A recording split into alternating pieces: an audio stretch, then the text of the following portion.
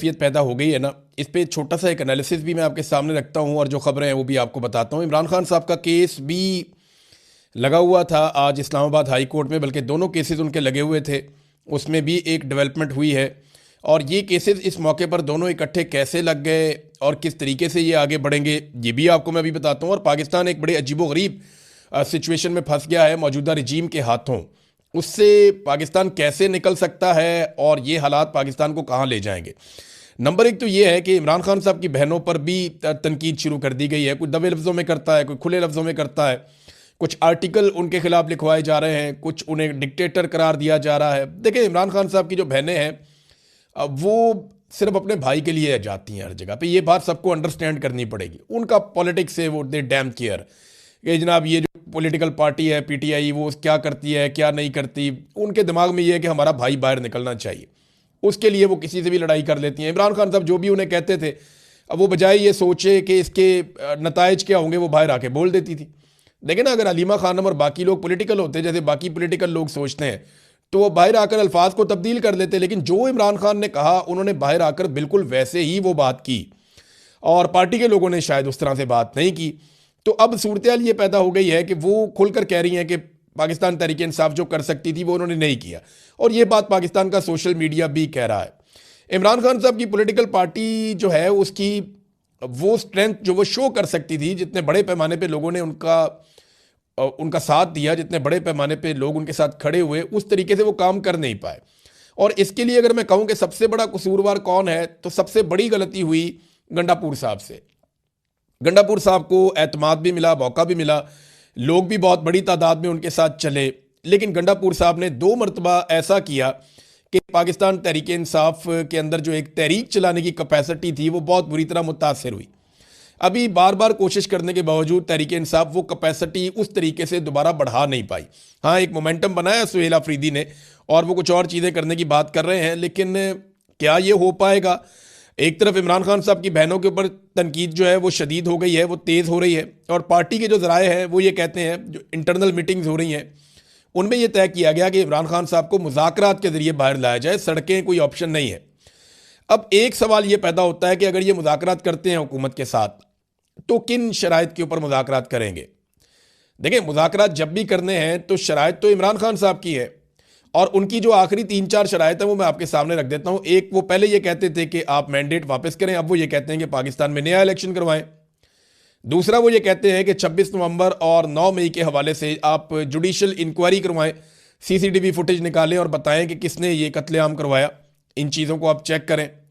तो ये इतने सख्त मुतालबात हैं। और एक वो ये कहते हैं कि जितने लोग बेगुनाह जेलों में कैद हैं उन सब लोगों को रिहा भी किया जाए। फिर वो अदालतों की बात करते हैं, आइन की बात करते हैं। चलें, ये तो बात की चीज़ें हैं, लेकिन इन शराइत के ऊपर क्या हुकूमत मान जाएगी कि फ्री एंड फेयर इलेक्शन करवा दिया जाए? तो मुझे नहीं लगता कि ये हुकूमत फौरी तौर पे इलेक्शन करवाने के मूड में है। इनकी हालत बहुत ख़राब है। ख़ास तौर पे इनका हर फैसला आवाम नापसंद करती है, और ये फैसले भी इसी तरह के, कभी जहाज़ ले लेते हैं, कभी झूले ले लेते हैं, कभी गाड़ियाँ ले लेते हैं।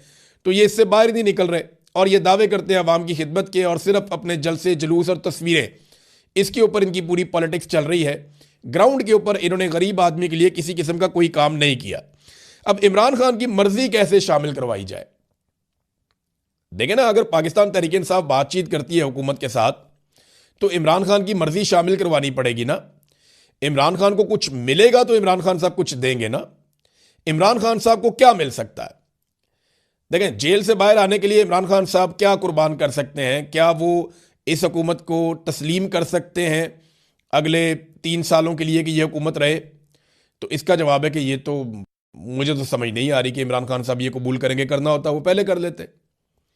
दूसरी बात यह है कि इमरान खान साहब नए इलेक्शन के मुतालबे से दस्तबरदार हो जाएंगे, ये भी मुश्किल लगता है। क्या इमरान खान साहब अपना सख्त मौक़िफ़ जो है वो उससे पीछे हट जाएंगे? हाँ, ये मुझे लगता है कि इमरान खान साहब अपने मौक़िफ़ में कुछ हद तक नरमी ला सकते हैं और कुछ अपने आप को एक लिमिट में ले जा सकते हैं कि ठीक है, मैं इससे आगे नहीं जाता और तुम भी इससे आगे मत जाना। तो ये तो अच्छी बात है। अगर इस्टेब्लिशमेंट भी अपने आप को बांध ले और वो ये कहे जी ठीक है हम अपनी हदूद के अंदर जा रहे हैं, तो सियासतदान भी अपनी हदूद के अंदर चले जाएं, ये अच्छी बात है। लेकिन इस वक्त हुकूमत के पास इमरान खान को देने के लिए क्या है, ये है बड़ा सवाल। और जो लोग मुज़ाकरात करना चाहते हैं हुकूमत के साथ, वो इमरान खान को हुकूमत से क्या लेकर दे सकते हैं, ये है दूसरा सवाल। सुहेल अफरीदी साहब जो है ना, वो अच्छा सिस्टम ये बात समझता है कि ख़तरा अब उन्हें पाकिस्तान तहरीक इंसाफ से नहीं है, ख़तरा उन्हें अब इमरान खान की फैमिली से है। या सुहेल अफरीदी को वो कुछ हद तक खतरा समझते हैं, लेकिन उन्हें काफ़ी हद तक डिसक्रेडिट करने में कामयाब रही है एस्टेब्लिशमेंट, खासतौर पे जो गंडापुर साहब ने पूरा एक एपिसोड चलाया, और उसके बाद जिस तरह से सुहेल अफरीदी साहब इस्लामाबाद के अंदर बंद हो गए जब इमरान खान साहब का इशू उठा, और रहती सही कसर जो है वो अभी बैरिस्टर गौर ने कह दिया कि सुहेल अफरीदी हर चीज़ में ऑन बोर्ड थे और वो भी कॉन्फ्रेंस कॉल के अंदर शामिल थे जो अलीमा खानम सुन रही थी, तो उसे तासुर ये गया कि जैसे सारी चीज़ों में वो शामिल है, तो उन्हें डिसक्रेडिट करने की कोशिश की जा रही है। देखिए सुहेल अफरीदी के पास अब बचा क्या है? इमरान खान साहब का जो आखिरी उनके लिए पैगाम था सुहेल अफरीदी के लिए, वो ये था कि स्ट्रीट मूवमेंट की तैयारी करो। उसके बाद इमरान खान साहब ने उन्हें कोई पैगाम नहीं दिया, और स्ट्रीट मूवमेंट की तैयारी अभी तक तो सिफर है। हाँ, ये कि मोमेंटम बनाया, जलसे जुलूस किए उन्होंने, वो तो इमरान खान का नाम लेकर आप जहाँ भी पाकिस्तान में जाएंगे, जो भी वज़ीर आला होगा वहाँ लोग निकल आएंगे, लेकिन स्ट्रीट मूवमेंट के लिए जो टेक्निकल तैयारियां हैं वो अभी तक नहीं की। और अब वो कहते हैं जी वो एक तैयारी करने जा रहे हैं, उसके लिए भी उन्हें काफ़ी रुकावटों का सामना करना पड़ेगा। देखिए सुहेल अफरीदी को ये देखना पड़ेगा कि ये जो पुराने तजर्बाकार सियासतदान हैं, ये उनको अपनी तरह का बना लेंगे थोड़े अरसे में, और उनका इमेज भी इनकी तरह का ही बन जाएगा। अब उन्होंने ये सोचना है कि वो इमरान खान के नज़रिए के मुताबिक पब्लिक के साथ खड़े होंगे या एस्टेब्लिशमेंट के नज़रिए के मुताबिक अपने पुराने और तजर्बाकार सियासतदान साथियों के साथ खड़े होंगे, या इसके बीच में कोई बैलेंस क्रिएट करने की कोशिश करेंगे। ये आपको आहिस्ता आहिस्ता साथ साथ पता चलता जाएगा। अब आ जाए इमरान खान साहब के केसेस की तरफ, तो एक केस जो लगा हुआ था हाई कोर्ट में अलकादर यूनिवर्सिटी वाला, उसमें 11 मार्च की तारीख दे दी गई। अब देखिए कितनी लंबी तारीख दी है, ज़रा इसका टाइमलाइन तो चेक करें ना, ये केसेस कब से इमरान खान साहब ने दायर किए हुए हैं और कितनी लंबी लंबी तारीखें दी जाती हैं। ये देखें जनाब, ये इमरान खान साहब के खिलाफ जो फैसला है वो आया था 17 जनवरी को पिछले साल, और उसके बाद 15 मई को जनाब मुकर्रर किया गया अपील के लिए, फिर जनाब नोटिस कर दिए गए, फिर 5 जून को नैब ने मज़ीद वक़्त मांग लिया, फिर 11 जून को जो बेंच था वो दस्तयाब ही नहीं था, फिर 26 जून को नैब के नए प्रोसिक्यूटर ने 4 हफ्ते का वक़्त मांग लिया था, फिर 26 सितंबर तक ये केस नहीं लगा, फिर प्रोसिक्यूटर की तबीयत ख़राब हो गई, फिर 16 अक्टूबर को बेंच ही दस्तयाब नहीं था कि जनाब केस नहीं लग सकता अब, फिर 4 नवंबर को बुशरा बीबी ने दरख्वास्त दायर की, वो आज तक लगी नहीं, फिर 14 फरवरी को इन्होंने कहा जी कि जल्द समात हमारी की जाए, दरख्वास्त दायर की गई, और जनाब ये आज के दिन के लिए मुकर्रर थी, और अब 11 मार्च दोबारा दे दी गई है। और दूसरा जो मामला है उसके अंदर एतराज़ात लगा दिए गए हाई कोर्ट में रजिस्ट्रार की। एतराज़ क्या है जी, ये ज़ेर ज़बर की गलती है, ये नुक्ता यहाँ क्यों नहीं लगा, ये चीज़ यहाँ क्यों नहीं लिखी, ये ऊपर आपने फ्लैग क्यों नहीं लगाए हुए, तो बड़े अजीबोगरीब किस्म के एतराज़ात लगा दिए गए जो नॉर्मली इस किस्म के केसेस में नहीं लगाए जाते। इसके ऊपर बात भी हुई अदालत के अंदर, लेकिन जज साहब जो वहाँ पे थे उन्होंने कहा नहीं जी आप इसको दूर कर ले, एक हफ्ते का टाइम मेरे ख्याल में वहाँ पे भी दे दिया है। तो ये सिर्फ ट्रक की बत्ती है और कुछ नहीं है जो बज़ाहिर मुझे दिखाई देता है। इन केसेस में ऐसे इमरान खान साहब को छोड़ दिया जाएगा, मुझे नहीं लगता। मुझे ये लगता है कि शायद ये एक उम्मीद पैदा कर देते हैं, जब भी कभी कोई तहरीक चलने वाली होती है या पाकिस्तान तहरीक इंसाफ कोई मोमेंटम अवामी बनाने की कोशिश करती है, तो ये एक उम्मीद पैदा करते हैं, कभी मुज़ाकरात शुरू कर देते हैं, कभी ये अदालतों के अंदर थोड़ा सा हिलजुल पैदा कर देते हैं ताकि अगर कोई तहरीक चलनी है तो वो तहरीक ना चल पाए। ये ऐसा दिखाई देता है। यास्मीन राशिद साहिबा ने एक खत लिखा चीफ जस्टिस ऑफ पाकिस्तान को, और उन्होंने बहुत सारे हकायक बताए।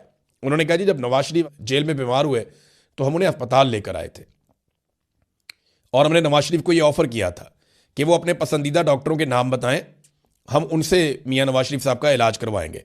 फिर जो डॉक्टर अदनान थे वो हर वक्त मियाँ साहब के साथ रहते थे।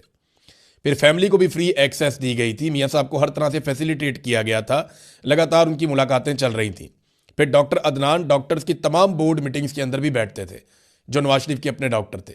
तो यास्मीन राशिद साहिबा ने काफ़ी सूरत हाल बता के शर्म दिलाने की कोशिश की अदालत को। चीफ जस्टिस ऑफ पाकिस्तान को उन्होंने एक ख़त लिखा। अब देखना यह है कि अदालत जागती है या नहीं जागती, क्योंकि इमरान खान के साथ तो सरीहन एक ज़्यादती हो रही है और लगातार वो ज़्यादती उनके साथ करते चले जा रहे हैं।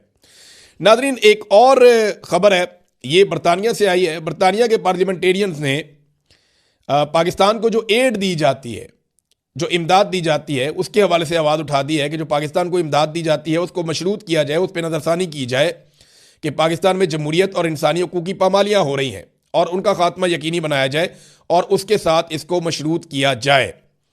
बरतानवी वज़ीर जो है उन्होंने कहा कि हम ये वादे करते हैं कि पाकिस्तान को अपने मुल्क में बुनियादी इंसानी आज़ादी को इज्जत देना होगी, फेयर ट्रायल का हक देना होगा, मेडिकल ट्रीटमेंट देना होगी, जैसे ये हर इंसान का हक है वैसे ही ये इमरान खान का भी हक है। ह्यूमन राइट्स आइन और बैन अल-अक़वामी कवानीन का एहतराम होना चाहिए। ये बरतानिया की पार्लियामान के अंदर आवाज़ उठ रही है। फिर इमरान खान को इसलिए जेल में डाला गया है क्योंकि वो इलेक्शन जीत गए थे और अभी भी वो इलेक्शन जीत सकते हैं। जमहूरियत इसी सूरत में मुस्तहकम होगी जब वहाँ पे नए इंतखाबात होंगे। तो नए इंतखाबात का एक मुतालबा भी वहाँ से सामने आया। फिर एक और मुतालबा सामने आया कि बरतानवी हुकूमत को इमरान खान और उनके बेटों कासिम और सलमान के दरमियान मुलाकात में सहूलतकारी के लिए अपना किरदार ज़रूर अदा करना चाहिए। तो नाज़रीन, ये है सूरत हाल। इमरान खान की बहन ने कहा, हलीमा खानम ने, कि जिस तरह से इमरान खान साहब की आंख ख़राब हुई है, बहुत सारे डॉक्टरों ने हमसे रब्ता किया है और उन्होंने हमें बताया कि इसकी एक वजह यह भी हो सकती है कि इमरान खान साहब को स्लो पॉइजनिंग की जा रही है, यानी उनको रफ्ता रफ्ता जहर दिया जा रहा है। इसलिए अब हम इमरान खान का ज़ाती मुआलिज और फैमिली की मौजूदगी में एक काबिल ज़िक्र अस्पताल जो है शिफा इंटरनेशनल अस्पताल, वहाँ से मुकम्मल मुआयना करवाना चाहते हैं। ये जनाब इमरान खान साहब की फैमिली की दरख्वास्त है जिसके ऊपर बिल्कुल अमल दरामद नहीं किया जा रहा, इसको सुना नहीं जा रहा। अब नाज़रीन आ जाए पाकिस्तान की एक और जो इकनॉमिक सूरत हाल है उसके ऊपर एक बड़ी अलार्मिंग चीज़ सामने आई है और IMF ने एक मुतालबा भी किया है। IMF ने यह मुतालबा किया है कि UAE से जो पाकिस्तान ने $2 अरब लिए हुए हैं, कर्जा लेकर रखा हुआ है अपने कौमी खजाने में, उसको कम से कम 1 साल के लिए रोल ओवर करवाया जाए और वो कर्जा कम से कम 1 साल तक UAE को पाकिस्तान वापस ना करे।